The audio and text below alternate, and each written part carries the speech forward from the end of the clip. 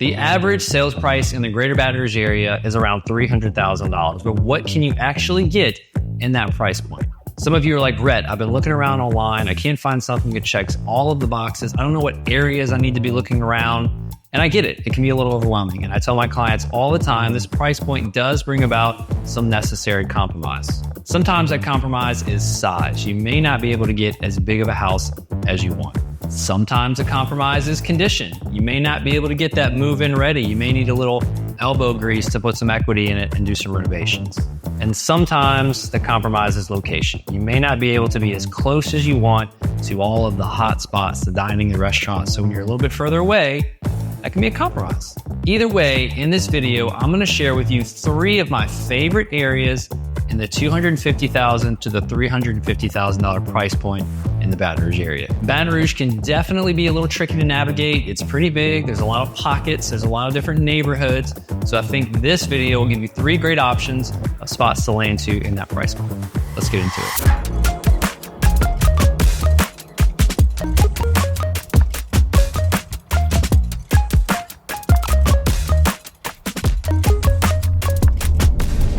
Welcome back to Greater Baton Rouge Living. If this is your first video, welcome. If it's not your first video, you've been here a little while, welcome back. Either way, I would be honored and I'd love if you hit the subscribe button. That way you don't miss any future videos and it helps the channel grow. It helps other people get more value. And to be honest, it makes me happy. So don't be shy, don't be a stranger. Leave some feedback in the comments, reach out. I'd love to chat with you. But without further ado, top 3 areas in the $250,000 to $350,000 price point. Let's go. The first area we're going to talk about is the Burbank corridor. Do people call it the Burbank corridor? Not really, but for the sake of this video, I am, because there's really a cluster of different neighborhoods within this section of Burbank that we're going to be talking about. And the section I'm talking about of Burbank is in between Lee and Bluebonnet. It consists of neighborhoods like Hunter's Trace, Pelican Lakes, University Villas, and Spring Lake specifically. This part of Baton Rouge has really become popular in the young adult stage of life. It also kind of bleeds into college living. It's pretty popular for whether it's an investor or a parent to buy a house and rent it out to their kids while they go to school, to LSU, because it's pretty close to campus. More specifically, Hunter's Trace and Pelican Lakes are probably fit into that college realm. But as you can imagine, when you graduate from college, you enter the real world.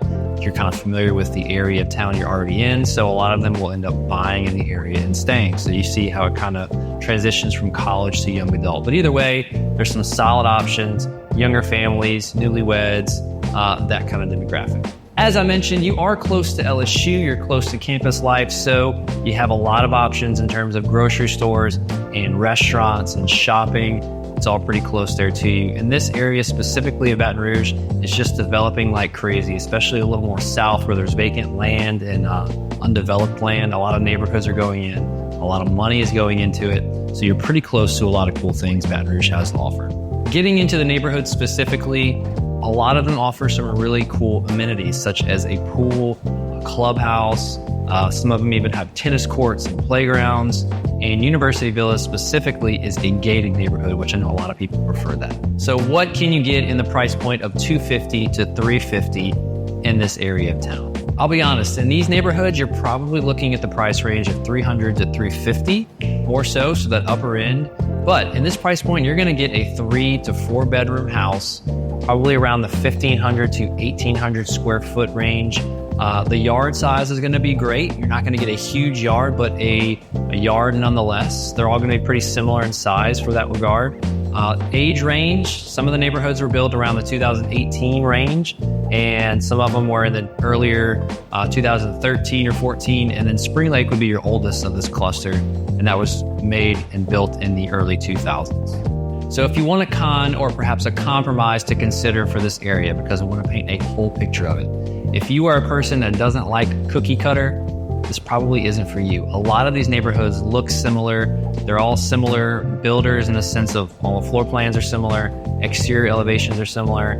Maybe you can't tell them apart very well. So if you are not about the cookie cutter life, this area may not be for you. And as mentioned, since you are closer to campus and you have a little bit of the college life around, you may not like that. And you may be kind of in the age of wanting to get away from the college life. And these are the older college kids. I do want to give you a disclaimer there. They're not raging parties and beer pong everywhere. You just have that transition from college to young adult area around you. So keep that in mind. Maybe a little more traffic during school and maybe a little more of a ghost town afterwards. If you are curious about what is actually available right now in this Burbank corridor area, you can check the link in the description below. There's going to be a link to all of these neighborhoods in this area specifically. Again, that's Hunter's Trace, Pelican Lakes, University Villas, and Spring Lake is what I'm kind of referring to here. But click the link below. You can check out our website and just kind of navigate through it. Reach out if you have any questions. The second area we're going to talk about in the $250,000 to $350,000 price point is Broadmoor. Now, I may get some pushback on this and some may disagree, but Broadmoor has become one of my favorite places to recommend simply because of the value you can get. I personally think it's making a comeback, and I've actually helped 6 different families over the past couple of years move into Broadmoor. A lot of them have been newlyweds or younger families, and I've even helped some investors sell their properties that they bought and flipped in Broadmoor. Now, Broadmoor is an older neighborhood built in the 60s to 70s. So cookie cutter is not what you're gonna get. You're gonna get some charm, you're gonna get some character in it because not all the houses are the same. Now, like I said, there's a lot of pockets in Baton Rouge and there's some different legal descriptions describing different areas of Broadmoor. So the area of the whole that I'm mentioning is east of Airline, south of Florida Boulevard, west of Sharp, and north of Old Hammond. Now, Broadmoor used to be the spot back in the day, but as time went, money went to other areas of town. It was neglected a little bit, but in my opinion, it's making a comeback. People are seeing the value. They're wanting the bigger lots. They're wanting the mature trees, and I think it's a great option. So again, what can you get in the price point that we're talking about in Broadmoor? You're going to most likely get a 3 to 4 bedroom house somewhere in the square footage of 2,000 to 2,700 square feet. And like I said, it's an older neighborhood, so there are a lot of variables that go into pricing. You can find something under 250, but it may need a little more work, maybe a little smaller. But overall, in an average, you're probably going to look around 2,000 to 2,700 square foot, 3 to 4 bedroom. And like I said, you're also going to get a bigger lot. You're going to get a little more space, a little more room to breathe, as opposed to being on top of each other like other areas of town. Now, as for the cons and the compromises, again, painting the whole picture, location may be one of those. You're not as close to a lot of the hot restaurants, a lot of the dining. Your commute's going to be a little longer to those places because you're not in the center of everything. So if location is important to you, this one may not be for you. In addition, and this may not even be a con to some people, but Broadmoor doesn't have an HOA. So you may have an updated, renovated, very appealing looking house next to one with a neighbor who may not share those same desires. No one's telling them to cut their grass or not park their cars in their yard. So you're going to get a little patchy areas in the sense of renovated, not renovated, just simply because there's no HOA. So it may not be a bad thing for some who don't want an HOA, but just something to consider. All in all, if you want some character, you want some space, Broadmoor may be for you. And again, if you want to see what's available in Broadmoor, there's going to be a link below in the description. Click that. You can search everything that's going on in Broadmoor, everything that's around it. Reach out if you have any questions. Now, before getting into our last area, a reminder, if you're getting any value from this at all, hey, subscribe. I don't want you to miss out on any future videos, and I'd love to hear from you. If you know of a spot that you like in this price point, let us know in the comments. If you disagree with me, hey, I want to hear from you. But either way, let's help the channel grow. Subscribe to it. Let's get into the last spot. So our last spot in the $250,000 to $350,000 price point in Baton Rouge may surprise you, but it's a little pocket of mid-city. And I know you're thinking, Rhett, mid-city is one of the pricier parts of Baton Rouge. What are you talking about? I get it. The area specifically I'm talking about is east of Fairfax, south of Florida Boulevard, west of Bldg, and north of Government. There's a little rectangle there of a really good value-packed area. So if location is your thing, you want to be in the middle of everything, this spot may be for you. Now, you are on the eastern part of Mid-City, so I wouldn't say it's the most walkable part of Mid-City, but you are super close to it nonetheless. You've got all the shopping, you've got the dining, and you've got all the cool things that Mid-City has to offer. On top of location, you are getting the charm. You're getting the old fixtures of the old house, the old wood floors, the front porch, the back porch, and all those little details that you don't quite find in the newer houses. Now, I know you're dying to know, what can you get in this price point of $250,000 to $350,000 in this little pocket? Well, I'll tell you, you are going to get a 2 to 3 bedroom and possibly a 4, just maybe a little rare, but mainly a 2 to 3 bedroom. Square footage wise, you're looking at the 1,400 to 1,700 square foot range.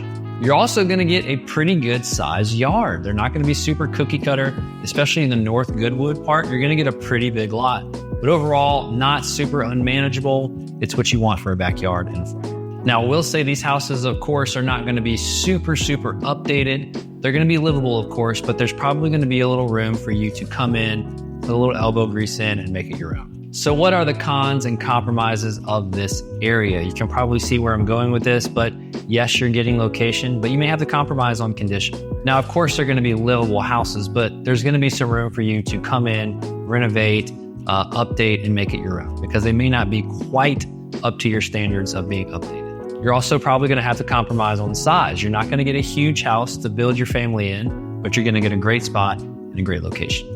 On top of that, yes, you get the charm, you get the character, but you're getting everything that comes with that in an old house. So a lot of first-time home buyers love the area because it has everything they want to be around, but they don't quite know what an old house entails, right? So there's going to be some inefficiency in utilities. There are going to be some renovations you may need to do that take money out of pocket. So while you're saving on sales price, you may have to come out of pocket a lot more for some sort of renovations or updates that you want to do. So if location is your number one criteria, this may be a great option for you. So there you have it. Those are 3 of my recommended spots in the $250,000 to $350,000 price point in Baton Rouge. Like I said, the average sales price is around $300,000 in our area.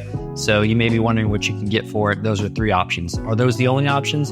No. As I said, Baton Rouge is pretty big. There's a lot of different neighborhoods, a lot of different pockets. Those are just 3 that I recommend. If you want to know what else is out there, of course, play around on our site. You can see every house that's for sale. It pulls from the MLS. Some people prefer to use that over Zillow and Realtor.com. Either way, there's a lot of stuff on there. And if you want some other options, just reach out and I'm happy to have a conversation with you. So that's it for this video. I hope it brought you some value. Subscribe, like, comment, and we'll see you next time.